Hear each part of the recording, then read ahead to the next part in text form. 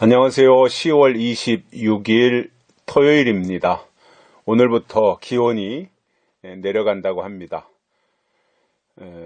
이제 한 7, 8도 정도 뚝 떨어진다고 하니까 옷 따뜻하게 입으셔야 될 것 같습니다. 이제 가을도 이제 중반을 넘어서서 늦가을로 접어들고 있습니다. 관리 잘 하시고요. 전명자 목사님이 지난주 화요일날 새벽에 넘어지셨는데 다 괜찮으신가 모르겠네요. 똥사모님, 진 목사님 여러 가지로 불편하시고 편찮으신데 건강 잘 회복하시도록 기도하고 있습니다. 늘 우리에게 기쁘고 좋은 즐거운 소식이 오가고 또 우리가 믿음으로 승리한 아름다운 내용들이 피차에 전달되고 또 서로 간의 육신의 연약함 때문에 기도가 필요한 사람들을 위해서 서로 기도해주는 그러한 아름다운 공동체가 되었으면 좋겠습니다. 오늘 말씀은 요한복음 1장 1절입니다. 요한복음 1장 1절. 태초에 말씀이 계시니라. 이 말씀이 하나님과 함께 계셨으니 이 말씀은 곧 하나님이시니라. 아멘. 우리가 잘 알고 있는 말씀이죠. 태초에 말씀이 계시니라. 자, 요거 이제 요한복음 1장 1절이 그렇게 시작하잖아요. 태초에 말씀이 계시니라. 그런데 이것을 거슬러 올라가서 창세기 1장 1절에 가서 보면 태초에 하나님이 천지를 창조하시니라. 이렇게 시작을 했습니다. 그러니까 창세기 1장 1절에서는 태초에 하나님이 천지를 창조하셨다. 그리고 요한복음 1장 1절에서는 태초에 말씀이 계시니라. 그러니까 요한이 요한복음을 기록하면서 첫 출발에 하나님과 말씀을 동격으로 설명하고 있다는 겁니다. 태초에 말씀이 계시니라. 그래서 이 말씀이 하나님과 함께 계셨다. 말씀이 하나님과 함께 계셨다. 결국 말씀이 하나님이고 하나님이 말씀이시라는 거예요. 자, 우리 기독교는 말씀의 종교입니다. 어떠한 것보다도 은사보다 수백 배 더 중요한 것이 말씀이에요. 그래서 다른 어떠한 것과 다른 어떤 부분들이 다 잘 된다고 할지라도 말씀이 없다는 것은 결국 하나님이 안 계시다는 말입니다. 그래서 은혜시대 때 교회의 어떤 표식이라 그럴까요? 그것이 말씀과 성찬이잖아요. 성찬 예식. 이게 교회의 표식이에요. 말씀과 성찬 예식. 그런데 결국 구약에서도 말씀이 있었고 신약에서도 말씀이 있거든요. 구약에서는 선지자들을 통해서 말씀을 주신 거고요. 또 신약에 와서는 예수님을 통해서 또는 사도들을 통해서 말씀을 주셨어요. 그런데 이 말씀과 하나님, 이 관계성 속에서 결국 우리 기독교라고 하는 가장 큰 힘, 또 기독교의 가장 큰 능력, 이것은 결국 말씀 안에서 나오는 거지요. 그렇기 때문에 다른 종교와 달리 우리 기독교는 말씀으로 시작해서 말씀으로 이루어지고 말씀으로 진행되며 말씀으로 끝나는 거예요. 알파와 오메가잖아요. 말씀으로 시작해서 말씀으로 끝나는 거예요. 그래서 창세기에서 시작해서 요한계시록으로 끝나는 거잖아요. 그래서 창세기가 시작의 책이라면 요한계시록은 끝나는 책이에요. 창세기 시작하면서 창세기 1장, 2장, 3장이 하나님이 어떻게 시작하셨고 시작한 것을 어떻게 잃어버렸는가. 결국 선악과 때문에 에덴 동산을 잃어버리잖아요. 창세기 1장, 2장, 3장이 그 이야기거든요. 그런데 그것에 대해서 계시록 20장, 21장, 22장에 가서 보면은 그 잃어버린 에덴 동산을 어떻게 회복할 것인가의 실낙원을 어떻게 복낙원으로 만드는가에 대한 설명이 계시록인 거거든요. 그래서 말씀이 하나님이시다. 그러면 하나님은 영이시잖아요. 영이 우리에게 올 때는 어떻게 온다는 거예요? 말씀으로 온다는 거예요. 우리가 하나님의 영을 어떻게 받아요? 말씀으로 받아요. 그래서 말씀과 하나님은 하나예요. 그렇기 때문에 우리 기독교에서 말씀을 제외시키면 그것은 더 이상 기독교가 아닌 겁니다. 말씀을 배제시킨다. 기독교가 아닙니다. 그건 일반 종교로 전락되는 겁니다. 그래서 우리가 기독교의 예배에서 가장 비중을 차지하는 게 설교예요. 말씀. 근데 오늘 이 시대에 변질된다는 의미가 뭐냐면 말씀이 점점 사라진다는 겁니다. 말씀이라고 할 때는 결국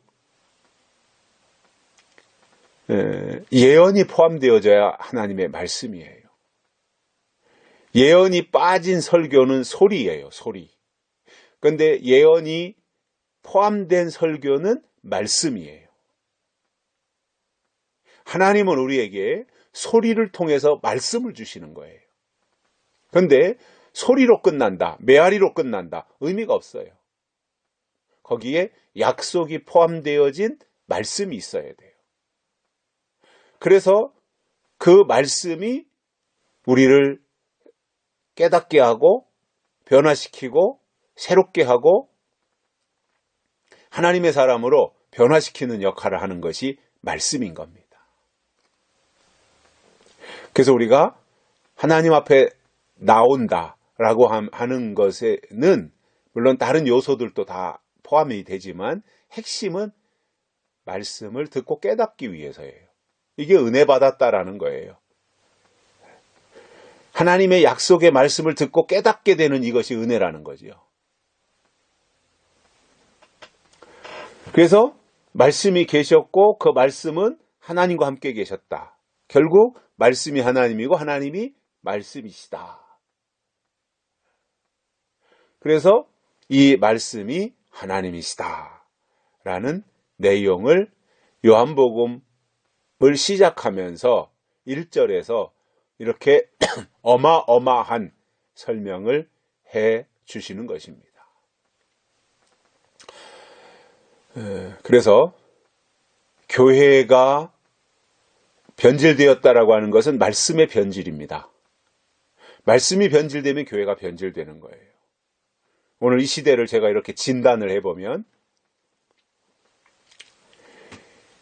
십자가는 있는데 십자가의 예수는 있는데 다시 오실 예수는 약해요. 십자가에 달린 예수는 구체적으로 설명을 다 해주는데 다시 오실 예수에 대해서는 수박 겉핥기식으로 설명을 해요. 구체적으로 설명을 못하고 있다라는 거예요. 그러면 구체적으로 설명을 안 해주면 어떻게 알아요? 다시 오시는 예수님을 어떻게 알아요? 구체적으로 설명을 안 하면 그냥 그 개론적인 거, 총론적인 것 정도로만 해서 뭉퉁하게 설명하고 나간다면 어떻게 듣고 깨닫고 변화되고 하나님의 사람으로 지으심을 받을 수 있겠냐는 거예요. 그래서 초림 예수님 또는 십자가의 예수님, 부활하신 예수님을 설명하는 것만큼이나 다시 오실 예수 그리스도에 대해서도 충분하게 설명할 수 있어야 돼요. 내 생각으로 설명하면 의미가 없어요. 성경을 근거로 해서 설명을 해야 돼요.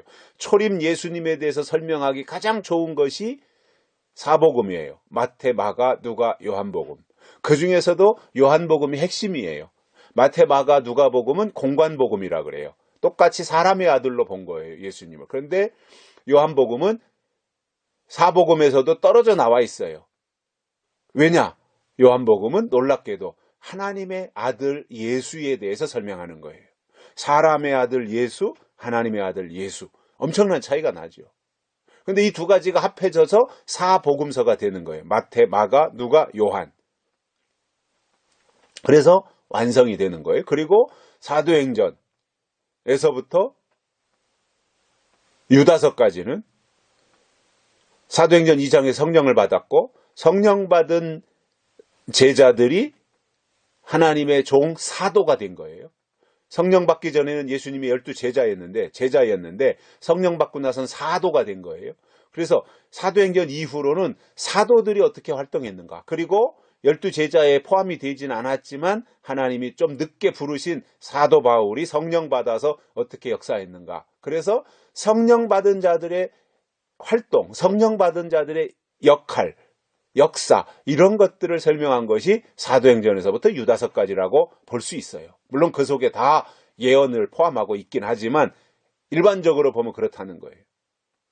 그리고 요한계시록이 다시 오실 예수님에 대해서 구체적으로 1장부터 22장까지 계시록인데 그 중에서 1장, 2장, 3장은 어떤 개론, 계시록이 왜 쓰여졌고 누구에게 쓰여졌고, 그리고 7교회에 대해서 설명하고 있고, 그리고 나서 구체적으로 이제 사도 요한이 이리로 올라오라 해서 영이 하늘로 올라가서 보고 쓴 것이 4장부터 22장까지예요.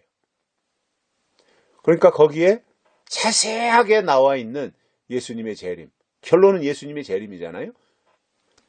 근데 그 재림 하시기 전에 어떤 일이 있고, 재림하실 때 어떤 일이 있으며, 재림하신 이후에 어떻게 진행이 되어지는가, 이런 것들에 대해서 너무나도 자세하게 설명하고 있는 것이 계시록이에요. 그렇다면 초림 예수님에 대해서 사복음서에서, 그 다음에 성령의 역사에 대해서 사도행전 이후로 편지서에서 역사한 것을, 초림 예수님의 활동과 성령의 사역을 설명하는데 은혜시대 동안 2000년 동안 굉장히 많은 분량을 설명을 했잖아요.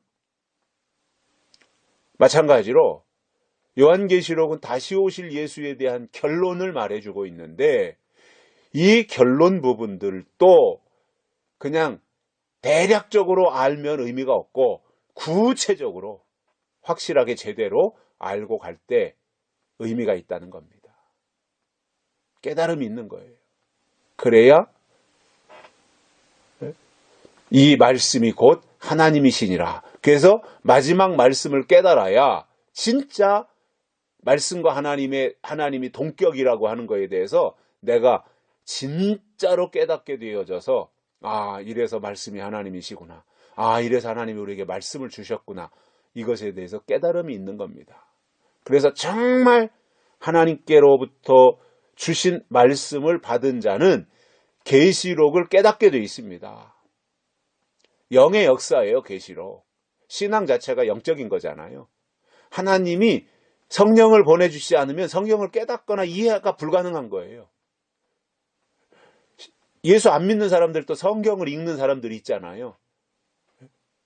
중이나 이런 사람들도 성경을 읽는 사람들이 있어요.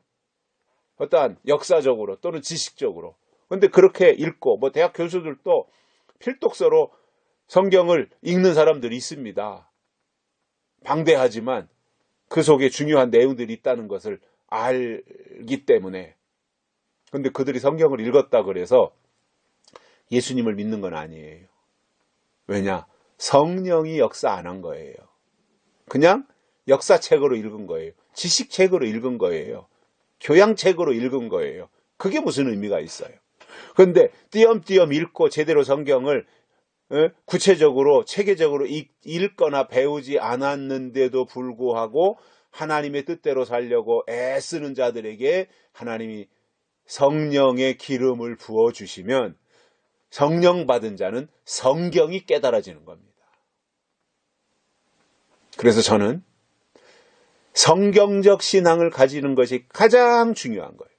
성경적 신앙을 진짜 가졌다면 창세기서부터 시작해서 요한계시록까지, 출발점에서부터 종착점까지 알고 가는 것이, 그것이 제대로 된 신앙이다라는 겁니다. 그래서 태초에 말씀이 계셨고 그 말씀은 하나님과 함께 계셨는데 그 말씀이 곧 하나님이시다. 그렇다면 말씀 중심의 신앙생활을 하자. 말씀 중에서도 서두에서 설명했다시피 예언이 빠진 설교는 소리이고 그 내용 속에 예언이 포함되어질 때 그것은 살리는 말씀이 된다. 말씀이다. 그래서 소리와 말씀의 차이, 이것을 우리가 정확하게 알고 우리는 소리를 듣고 끝이는 것이 아니라 우리에게는 진짜 말씀이 와야 된다.